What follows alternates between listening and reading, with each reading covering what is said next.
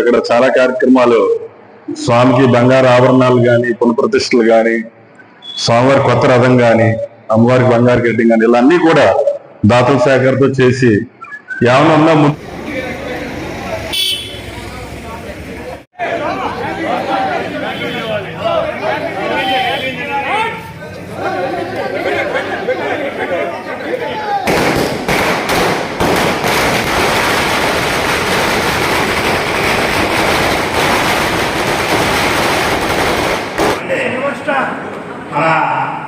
ఈ రోజు ఈ సమావేశానికి ముఖ్య అతిథులు థ్యాంక్ యూ మన గోవింద్ గారి ఉంది. మన అలాంటి అనుభవంతో వారిని జిల్లా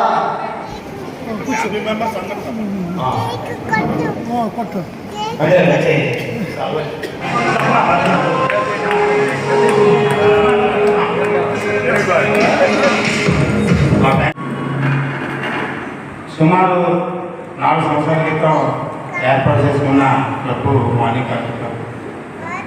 దీంట్లో అందరూ వ్యాపారస్తులు, రిటైర్ అయిన ఉద్యోగస్తులు, రన్నింగ్లో ఉన్న ఉద్యోగస్తులు ఉన్నారండి.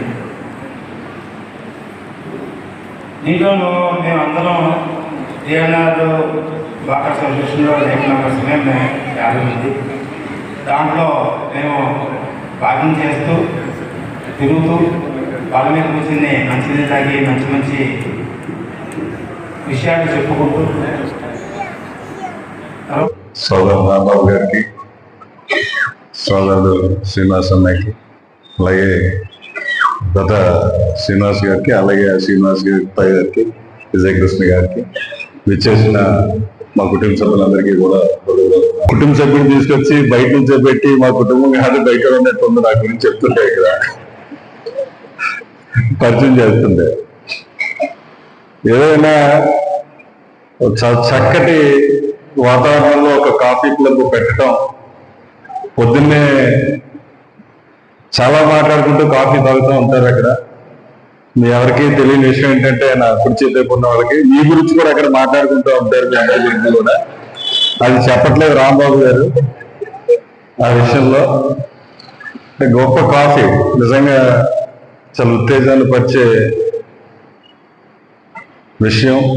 మనకి సరదాగా అంత నలుగురు కూర్చుని మాట్లాడుకుంటున్న కప్ కాఫీ తాగుతూ, చాలా ఇబ్బందులు ఉన్నా తలపోటు కావాలన్న కాఫీ తాగుతూ, దేనికైనా ఓ మంచి కాఫీ చాలా అవసరం. ఆ కాఫీ క్లబ్ మరి పెట్టాలని పేరు ఎలా వచ్చిందో తెలియదు కానీ చాలా మంచి ఆప్షన్ పెట్టారు.